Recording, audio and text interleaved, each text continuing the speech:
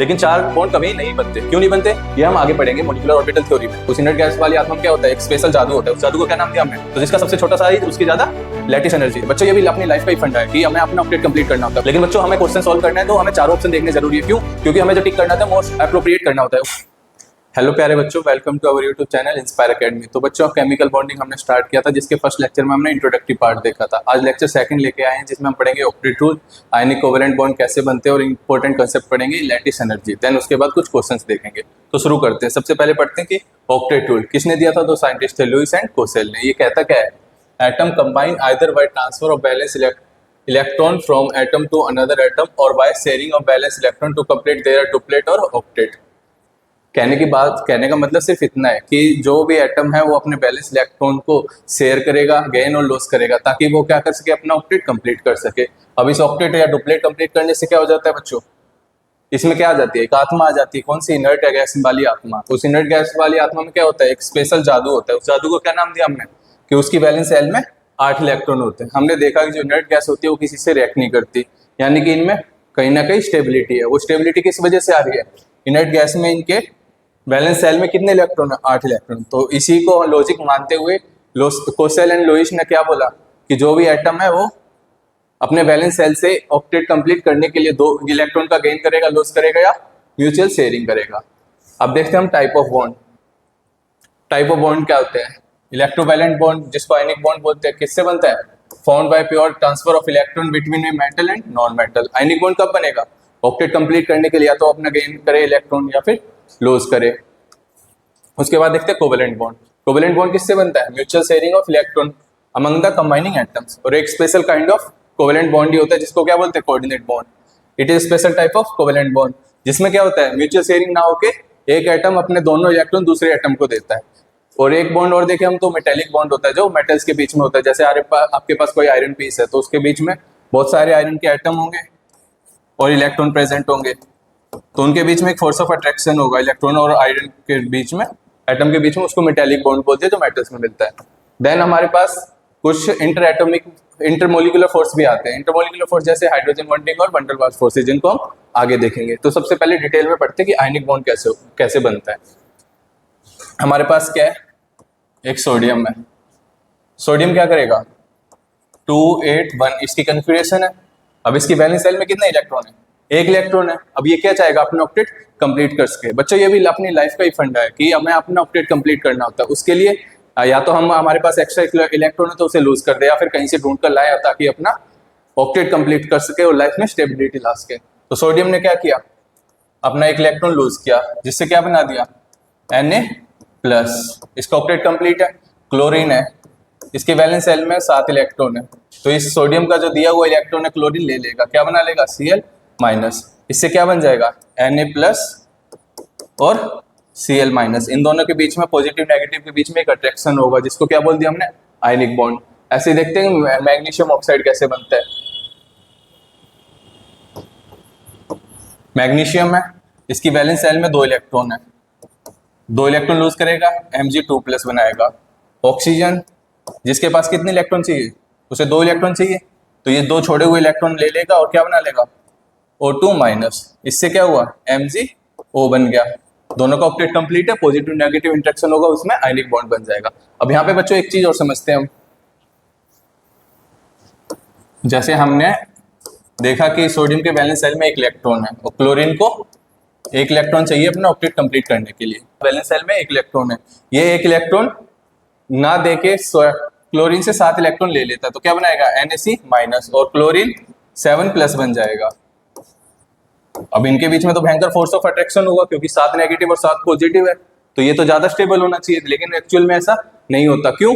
क्योंकि जो प्रोसेस है क्लोरीन से 7 इलेक्ट्रॉन निकालना, इसमें ज्यादा एनर्जी चाहिए। सोडियम को 7 इलेक्ट्रॉन देना, इसमें भी ज्यादा एनर्जी चाहिए, इसलिए ये पॉसिबल नहीं होता। आगे देखते हैं बच्चों। इसमें क्वेश्चन लिखा है कि भाई SiCl4 not form ionic bond. SiCl4 ionic bond क्यों नहीं बनाता। हमने देखा Na बना रहा था, Mg बना रहा था। Si को देखते हैं। सिलिकॉन में वैलेंस इलेक्ट्रॉन कितने होते हैं, 4। तो क्या होना चाहिए था, सिलिकॉन अपने 4 वैलेंस इलेक्ट्रॉन निकालता और 4 क्लोराइड आयन को दे देता, और ऐसा कुछ बनता हमारे पास।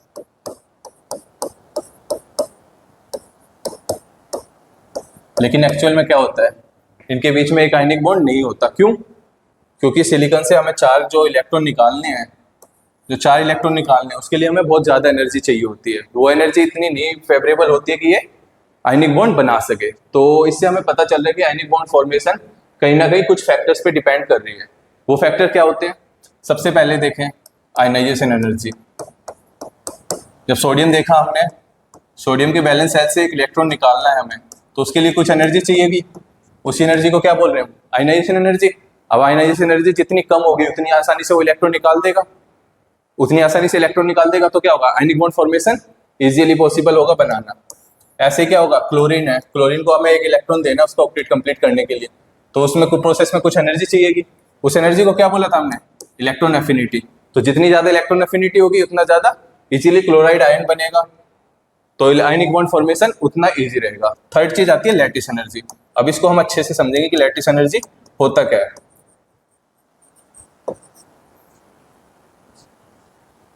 लैटिस एनर्जी, लैटिस एनर्जी क्या होती है? The energy required to completely separate one और mole of solid ionic compound into gaseous constituent ion. कहने का मतलब ये है कि हमारे पास जो क्या कहानी आती है, एक एग्जांपल से समझते हैं।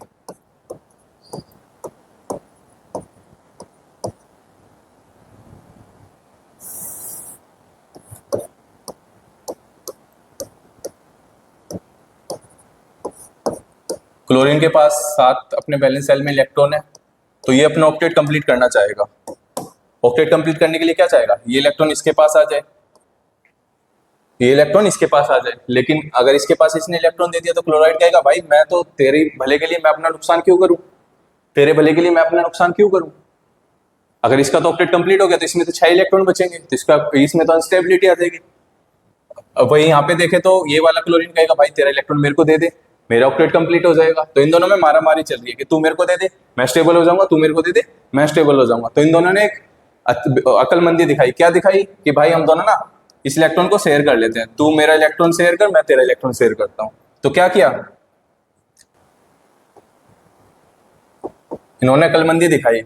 क्या किया इस क्लोरीन ने? इन्होंने बोला कि हम इलेक्ट्रॉन को शेयर कर लेते हैं बजाय कि एक दूसरे को पूरा देने के।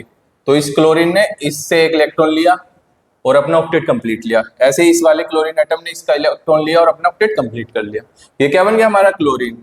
यही क्या होता है हमारा? कोवेलेंट, कोवेलेंट बॉन्ड है। ठीक है बच्चों, दूसरा एग्जांपल देखते हैं CO2 का। जैसे कार्बन है, उसके पास कितने इलेक्ट्रॉन है बैलेंस? 4। ऑक्सीजन के पास कितने बैलेंस इलेक्ट्रॉन है? 6।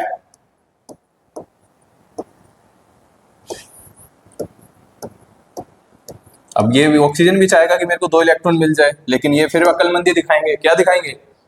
कि ऑक्सीजन इसके साथ 2 इलेक्ट्रॉन शेयर करेगा, अपना ऑक्टेट कंप्लीट कर लेगा। ये वाला ऑक्सीजन भी अपना ऑक्टेट कंप्लीट कर लेगा, और ये कार्बन 2 इलेक्ट्रॉन यहां से लेगा, 2 इलेक्ट्रॉन यहां से लेगा। क्या हो गया? इसका ऑक्टेट सबका कंप्लीट है, और ये हमारा बन गया CO2। नेक्स्ट देखते हैं बच्चों, हमारे पास दूसरा मॉलिक्यूल देखते हैं कैसे, N2। अब ये कैसे बनेगा? नाइट्रोजन के पास 5 वैलेंस इलेक्ट्रॉन है,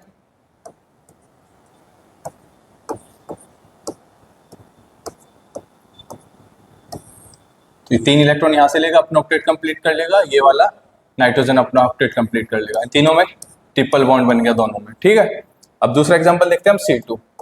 यहाँ तो 3 बॉन्ड बन रहे थे, लेकिन इसमें क्या कहानी है देखते हैं। कार्बन के पास 4 वैलेंस इलेक्ट्रॉन, अब ये 4 इलेक्ट्रॉन यहां से ले लेगा और ये 4 इलेक्ट्रॉन ले लेगा, लेकिन ऐसा पॉसिबल हो नहीं पाता बच्चों। ये 3 बॉन्ड तक तो ठीक था, शेयरिंग चल रही थी अच्छे से, तो ये बात याद रखना। कोवेलेंट बॉन्ड बना रहे, ट्रिपल बॉन्ड तक तो ठीक है, 4 बॉन्ड बनना पॉसिबल नहीं है।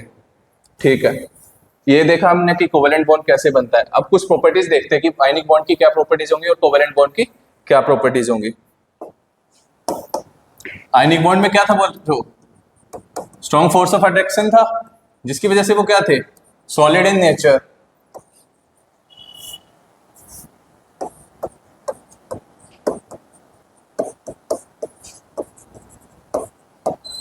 आयनिक बॉन्ड में स्ट्रॉन्ग फोर्स ऑफ अट्रैक्शन होता है। क्यों? पॉजिटिव नेगेटिव बहुत स्ट्रांगली एक दूसरे को पकड़ के रखते हैं, जिससे क्या हो जाता है, जो कंपाउंड आयनिक बनते हैं वो कैसे होते हैं, सॉलिड। लेकिन हमारे कोवेलेंट कैसे कोवेलेंट मॉलिक्यूल कैसे होते हैं, वो किसी भी स्टेट में हो सकते हैं, गैसियस हो सकते हैं, लिक्विड या सॉलिड। अब ये कैसे पता चलेगा लिक्विड है सॉलिड है, कैसे पता चलेगा, ये हम पढ़ते हैं ऑर्गेनिक केमिस्ट्री में अच्छे से। जैसे जैसे मोलिकुलर वेट बढ़ता जाता है स्टेट सॉलिड की तरफ बढ़ती जाती है। फिर देखें इनके मेल्टिंग बॉइलिंग पॉइंट, तो हमारे जो स्ट्रॉन्ग फोर्स ऑफ अट्रैक्शन है तो बॉइलिंग पॉइंट और मेल्टिंग पॉइंट कैसा होगा, हाई होगा। इनमें कैसा होगा, लो।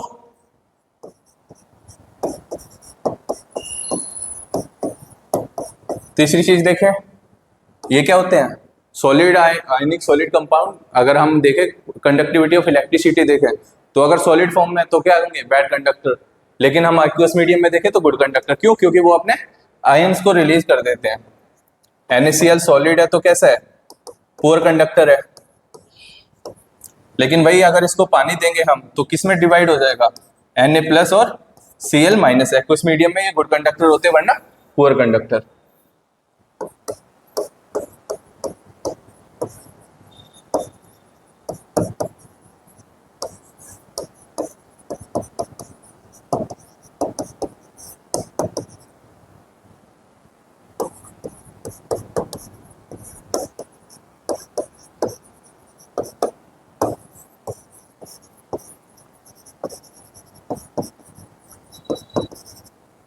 अब कोवेलेंट बॉन्ड की बात करें तो इनमें आयन जैसा कोई सीन था नहीं, तो क्या होंगे, ये पुअर कंडक्टर हो जाएंगे।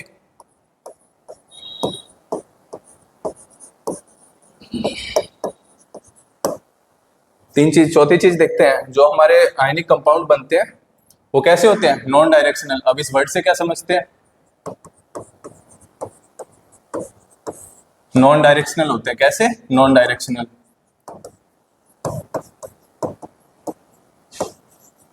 जैसे हमने देखा था NaCl बन रहा था, MgCl2 बन रहा था। इनकी कोई प्रॉपर जियोमेट्री नहीं होती, कोई शेप नहीं होती, कोई बॉन्ड एंगल नहीं होता। तो ये कैसे नेचर के होते हैं, नॉन डायरेक्शनल। वही अगर हम कोवेलेंट बॉन्ड देखें तो कैसे होते हैं, डायरेक्शनल नेचर होते हैं। कैसे, directional in nature.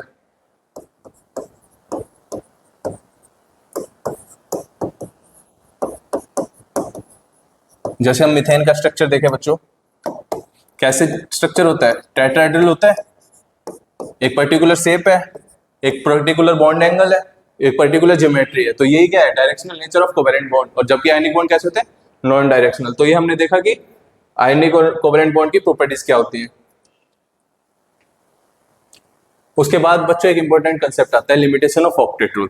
Octet theory ने क्या कहा था कि अपना ऑक्टेट कंप्लीट करने के लिए वो तो या इलेक्ट्रॉन लूज करेंगे, गेन करेंगे या शेयर करेंगे। लेकिन कुछ मॉलिक्यूल देखते हैं जिनमें क्या क्या है, ऑक्टेट कंप्लीट नहीं होता। कहीं क्या है कि ऑड इलेक्ट्रॉन मॉलिक्यूल मिलते हैं हमें, और कहीं ऑक्टेट एक्सपेंडेड मिलता है। सबसे पहले समझते हैं हम BCl3 देखते हैं। बोरोन के 3 इलेक्ट्रॉन होते हैं बैलेंस, क्लोरीन के पास 7 वैलेंस इलेक्ट्रॉन है।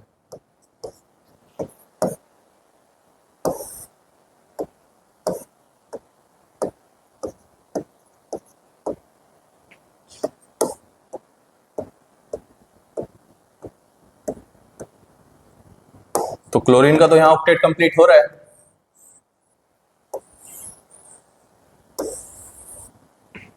लेकिन बोरोन को देखे तो उसका ऑक्टेट कंप्लीट नहीं है, उसके पास 6 इलेक्ट्रॉन है। तो क्या ये बॉन्ड नहीं बनेगा सर, ये मॉलिक्यूल एग्जिस्ट नहीं करेगा, करेगा, लेकिन ऑक्टेट रूल के अकॉर्डिंग तो ये नहीं करना चाहिए। लेकिन नेचर में बिल्कुल वेल नोन कंपाउंड है, मिलता है हमें। तो कहीं ना यहाँ पे अब क्या हुआ, ऑक्टेट थ्योरी फ्लॉप होगी। ऐसे इन सभी कंपाउंड में देखेंगे कि किसी का भी ऑक्टेट सेंट्रल एटम का कंप्लीट नहीं है। दूसरा देखें हम ऑड इलेक्ट्रॉन मॉलिक्यूल, ये सारी क्या है, कमियां है कि हमारी ऑक्टेट थ्योरी इन सारी चीजों को नहीं बता पाएगी। मॉलिक्यूल ऐसे भी प्रेजेंट है, ऑक्टेट तो कंप्लीट हो नहीं रहा। जैसे NO देखें, नाइट्रोजन के पास कितने बैलेंस इलेक्ट्रॉन है, 5।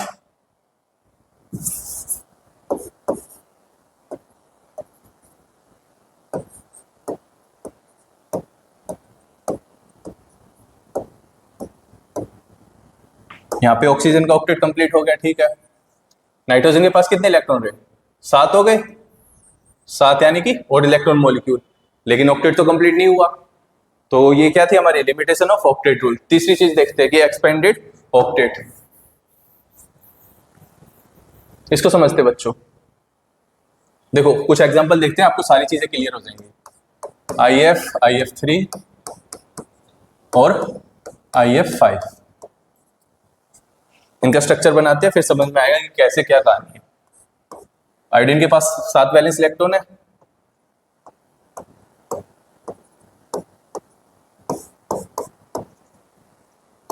फ्लोरीन के पास भी 7 वैलेंस इलेक्ट्रॉन है।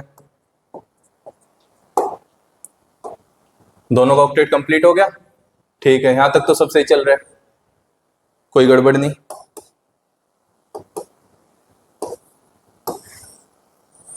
यहां इसका भी ऑक्टेट कंप्लीट है, इसका भी ऑक्टेट कंप्लीट है। अब इस वाले मॉलिक्यूल को देखते हैं हम।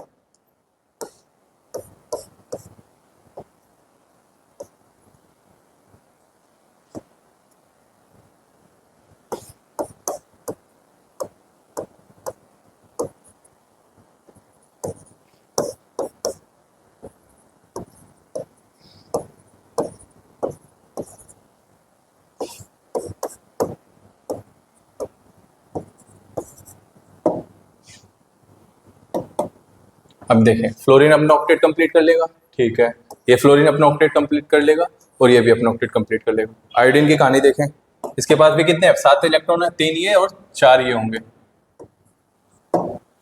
अब ये अपना ऑक्टेट कंप्लीट ना करके इसके पास कितने इलेक्ट्रॉन आ रहे हैं?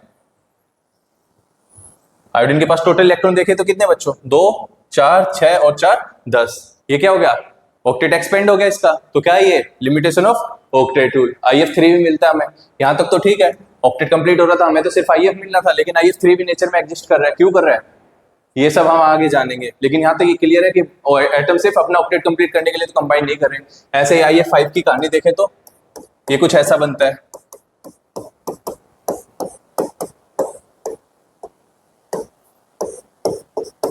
इसके पास सेंट्रल एटम पे 10 इलेक्ट्रॉन है, ऑक्टेट तो यहां तक कंप्लीट हो गया था, फिर इन सबको क्यों बना रहा है, उसके पीछे की क्या कहानी है, तो इन सबको आगे देखेंगे।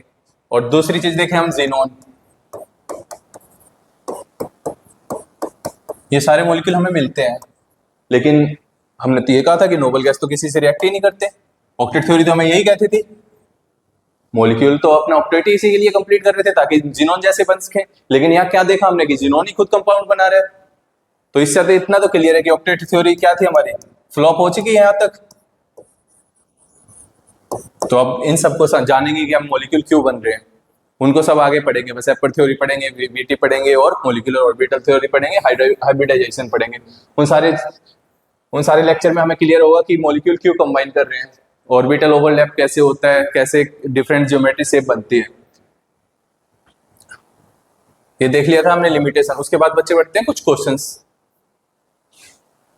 Magnesium react with an element X to form an ionic compound if the ground state is electronic configuration of X is this, the simplest formula of this compound is। NEET 2018 का पूछा हुआ क्वेश्चन है।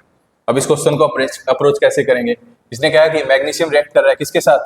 X के साथ, जिसकी configuration क्या दे रखी है? 1s2 2s2 2p3, ये कन्फिग्रेशन दे रखी है। एटॉमिक नंबर 7, यानी कि हमारा नाइट्रोजन की बात कर रहा है, ये हमें समझ में आ रहा है। अब देखते हैं ये मॉलिक्यूल बनेगा कैसे। इसकी वैलेंस शेल में कितने? 5 इलेक्ट्रॉन। तो इसको कितने चाहिए अपना ऑक्टेट कंप्लीट करने के लिए? 3। Mg क्या बनाता है? 2 प्लस x क्या हो जाएगा? -3, ऑक्टेट कंप्लीट। अब जो नंबर है उसी को हम क्या लिखते हैं नीचे और क्रॉस मल्टीप्लाई कराते हैं, 2 यहाँ और 3 यहाँ। तो कैसा कंपाउंड बनेगा? Mg3x2। कौन सा ऑप्शन है? Mg3x2, third option. समझ आया बच्चों? तो अगला क्वेश्चन देखते हैं बच्चों। The formula of a compound is A2B5. The number of electron in the outermost orbit of A and B respectively are। ये हमें कंपाउंड दिया है A2B5। इसमें बताना है कि वैलेंस जो A और B है उसके वैलेंस सेल में कितने इलेक्ट्रॉन होंगे। तो इसको करते कैसे करेंगे? हमारे पास क्या है? A2B5। कैसे बने होंगे इसके आयन? A5 प्लस और B2 माइनस। ठीक है बच्चों, इनकी क्रॉस मल्टीप्लाई कराई होगी हमने, तब जाके ये बना होगा हमारा। यहां तक समझ में आ रहा है? ठीक है। अब हमारे पास ये आयन बने हैं, इन आयन से हमें क्या समझ में आ रहा है? A5 प्लस बना रहा है। कब बनाएगा? ताकि अपना ऑक्टेट कंप्लीट कर ले। तो इसके वैलेंस सेल में कितने इलेक्ट्रॉन होंगे? 5 रहे होंगे, तभी इसने 5 लूज किए होंगे और अपना ऑक्टेट कंप्लीट किया होगा। तो A के वैलेंस इलेक्ट्रॉन कितने होंगे? 5। ऐसे ही B की तरफ देखें तो इस पे -2 है, 2 इलेक्ट्रॉन इसने अपने एक्स्ट्रा लिए होंगे, तब अपना ऑक्टेट कंप्लीट किया होगा। तो इसके वैलेंस सेल में कितने इलेक्ट्रॉन रहे होंगे? 6 इसके पास खुद के रहे होंगे वैलेंस सेल में और 2 इसने एक्स्ट्रा लिए, तब जाके उसका ऑक्टेट कंप्लीट हुआ। या फिर इसको ऐसे कर सकते हैं 8 माइनस 2 यानी कि 6, तो वैलेंस इलेक्ट्रॉन कितने आ गए? 6, तो 5 एंड 6 हो जाएंगे ए एंड बी में इलेक्ट्रॉन्स।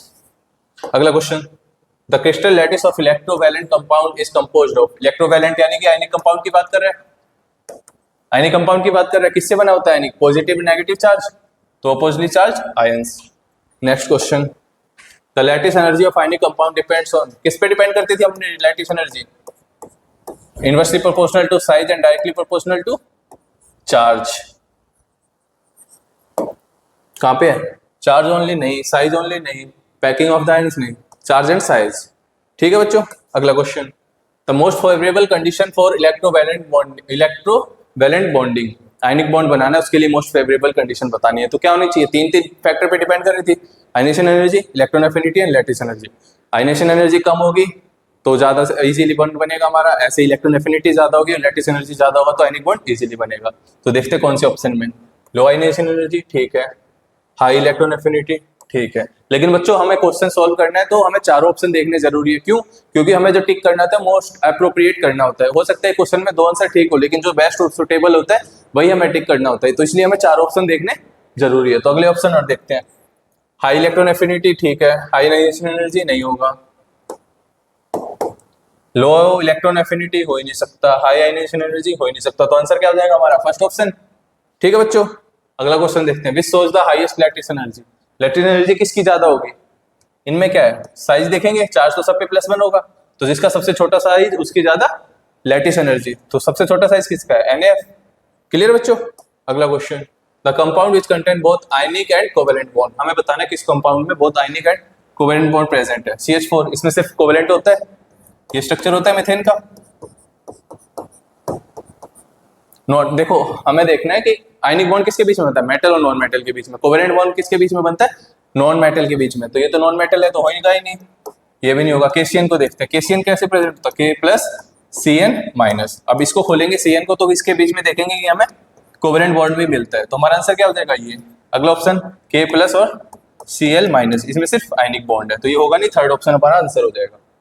अगला क्वेश्चन देखते हैं, the type of bond present in NH4Cl, NH4Cl ये कैसे बनता है बच्चों? NH4 plus ammonium ion plus chloride ion, तो ये क्या हो गया हमारा? Ionic bond. अब अमोनियम को देखते हैं, NH4 कैसे बनता है? NH, तो ये बॉन्ड कौन सा हो गया? Covalent bond. और नाइट्रोजन के पास लोन पेयर होता है जिससे वो क्या बनाता है? H+ लेने के लिए इसके अपने दोनों इलेक्ट्रॉन इसको दे देते हैं। यही क्या था हमारा? Special kind of covalent bond. इसको ही क्या बोलते थे हम? Coordinate bond. तो ये कौन सा बॉन्ड हो जाएगा? Coordinate bond. तो इसी में कौन कौन से बॉन्ड प्रेजेंट है? इलेक्ट्रोवैलेंट है, कोवेलेंट एंड कोऑर्डिनेट, तो हमारा आंसर ये हो जाएगा। थैंक यू बच्चों, ये था आज का हमारा लेक्चर। तो पढ़ते रहिए, मेहनत करते रहिए और रुकिए मत। जब भी हिम्मत हारे तो इस बात को याद रखना, अपने माँ बाप की तरफ देखना। एक बाप जो नमाज खुद पढ़ता है लेकिन उसके सारे सजदे सारी दुआएं आपके हक में होती है, और एक माँ जो 9 महीने आपको पेट में रखती है ना, तभी कुछ सपने पाल लेती है कि एक दिन मेरा बेटा जवान होगा और मेरे लिए सारी दुनिया जीत के लाएगा। तो उसी पर कुछ कहा है कि ना शौक ना शोहरत ना किसी के प्यार के लिए, मुझे ये दुनिया जीतनी है अपने माँ बाप के लिए। तो थैंक यू सो मच बच्चों, पढ़ते रहिए और हमारे चैनल को सब्सक्राइब करिए, लाइक करिए। अगर आपको कुछ समझ ना आया हो तो कमेंट सेक्शन में हमसे पूछ सकते हैं। Thank you so much.